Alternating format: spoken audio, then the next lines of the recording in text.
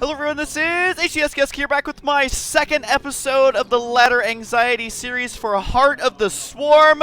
You guys remember the rules of this series. Anytime I upload a Ladder Anxiety series, then you as well have to go on Ladder and play at least one single game and let me know down below in the comments how your game went. Now, there is going to be several ways that I can cast this. Sometimes I'll be casting it while I'm playing, sometimes I'll be casting the replay, and sometimes I'll be casting the game itself afterwards, where you can still see kind of my first-person point of view. This is going to be my second ladder game, and it put me against a Bronze League player. The last player I played was Silver. This time it's going to be Bronze. Now, normally on the placement matches, that's what it'll do for the first two, is put you against a Bronze and a Silver, and then it can ramp it up very quickly. So I wouldn't be surprised to get a Diamond or even Masters player coming up pretty darn soon, as, again, this guy's definitely out of his league, so we're going to be having a little bit of fun with it throughout this game. And, yeah, I'm kind of curious to see. I had a lot of fun reading through all your comments on my last video. Thank you guys for supporting it. Really, the point of this video is to encourage people to actually get on StarCraft 2 and play the game. Well, that's the point of the whole series, rather. And I've been doing a little bit of thought. I think, number one, if I'm casting the videos after the fact, it's going to be for more of kind of a casual chat where I talk about whatever the hell it is I want to. And then if it's a really close game, then I'll talk about the actual game that's taking place. So in the future, I may be talking about dogs. I may be talking about my second channel. I may be talking about an event I went to. I don't know. But these videos are definitely made for more kind of casual chatting with you guys, with the game being kind of the background.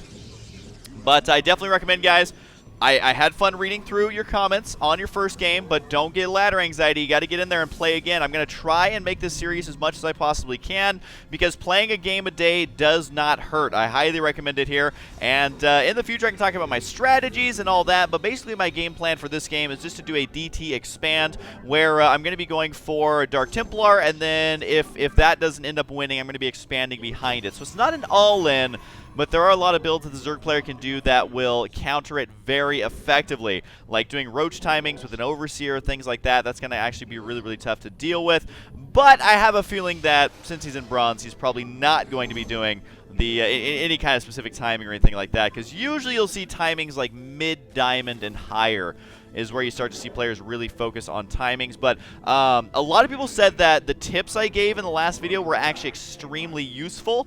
I don't know if it was in the Ladder Anxiety video or it was on the Bronze League Heroes video, but definitely I think the major tip I would give, well, in that video, the major tip I gave was always make orbital commands. There's no excuse not to. If you're not making orbital commands, you are bad and you need to make orbital commands. Now, this tip that I'm going to give in this game is that you need to focus on macro and do not focus on micro. If you are platinum or lower, I would definitely say focusing on macro is what will get you to diamond. Now, a little bit of micro here and there in platinum is useful, but if you're in bronze, you aren't good at any part of the game. So you need to focus on macro. And it may be harsh, but it is the darn truth, man. I actually met someone at the last MLG I went to. He was so stoked to see me, and he wanted to let me know that he had no previous RTS experience before watching me. I got him into StarCraft. He started out in Bronze, and now he is High Masters. So I can tell you that when he was in Bronze, he was not thinking, oh, I'm good at micro. I'm going to get carried all the way to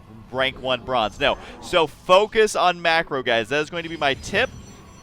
Building an army as quickly as you can is the quickest way out of Bronze League. If you want to get out of Bronze League, if you love just kind of sitting around and putting around the game, then definitely sit in Bronze League, because it's definitely a lot of fun here. So down goes the Dark Shrine. Remember that the Dark Shrine is a lot cheaper than it used to be, so going for DTs, you can get them out a lot earlier. Now, I definitely messed up my build a little bit, but I'm going more of an economic style. You guys know me. I don't really like to do super razor-thin timed builds. I actually prefer to always just back it up with a good economy. It doesn't mean it's always the correct choice by any means, but that is just kind of my playstyle. So I've been chronoing out a lot of probes. I do have the Mothership Core right now. This is just going to help me mass recall if I need it. I can also Photon Overcharge if my DT rush is not going well and there's some sort of run-by. But I did see a lot of Zerglings. I also saw no expansion, so that's why I got a second Zealot, was to help hold the line in case I need it, which I didn't know if there's Banelings or anything like that, but I see that the Lings are actually just out right here, and it's not that many, but I'm going to go ahead and try to attack those a little bit. Didn't expect the Mothership Core to do all that much to those Lings, but sometimes a player will be really bad or something and not retreat them. and end up losing a couple. And I didn't attack with the Mothership Core because, I mean, the game's a couple minutes in now, so there's going to be several queens out for defense and all that. So since I saw these only on one base, I'm basically just worried about any sort of weird timing or something like that. But normally if a Zerg player is still on one base at this point, you either cannon rush them, and it went quite well, or they're just not at a Bronze League. So I think in this case it does end up being Bronze League, but I got my probe in position for an expansion should I need to throw one down. My DT should be almost ready, if I believe. It's kind of hard to see on the map sometimes, or on this screen, excuse me. Yep, there's the DTs right there, going to be warping on in, and we're just going to go ahead and go for the attack. Now, I want to remind you guys that the Ladder Anxiety series is to share every single game that I play with you. No matter how good or how bad it is, we can all learn from the mistakes, because we all have had terrible games. Any of us that have played Ladder have had games that were so bad we just want to rage quit. But rage quitting doesn't get you to MLG. It doesn't get you to GSL stats. So I see the roaches there and realize that, you know, my Zealots aren't going to be anything useful here. I'm just going to go ahead and go straight for the drone line. Now, he does have the layer tech. Doesn't have an Overseer, so that's going to be really, really good for me. Remember, you can warp in units on the ramp if that's something that, you know, you're trying to delay units from going up your ramp or something like that. Just remember, you can warp in units on the ramp now. You used to not be able to. But at this point, we're just chasing these units around. I'm seeing everything that his base has going on, and I do see the Overseer there, so I'm just going to go ahead and retreat right now. Yes, I could do some more damage with these DTs, but I would end up losing them because the Overseer is going to be done. So ideally, what I'm going to be doing here is just making some Archons and some Zealots, and I should be A-okay. I mean, I really saw what was going on there. I have my own expansion on the way, and I'm going to be in pretty good shape. So before this game's over, I want to talk about a couple of things. Number one, I actually did have a lot of trouble with XSplit lately, so my apologies to any of those extra videos that got uploaded. XSplit was refusing to work with some of my hard drives. It was kind of weird, and so I ended up with video files everywhere. So that was my bad. I do apologize.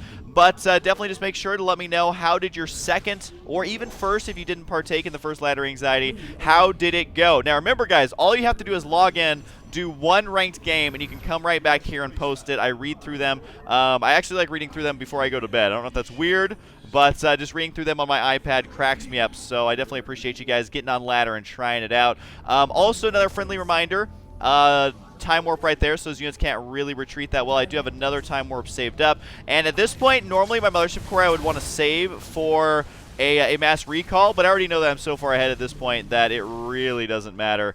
And anyway, so I go ahead and go back to my base, just a macro a little bit, because remember, when you're playing the game, you don't want to be staring at your units. We did have a little bit of lag right there.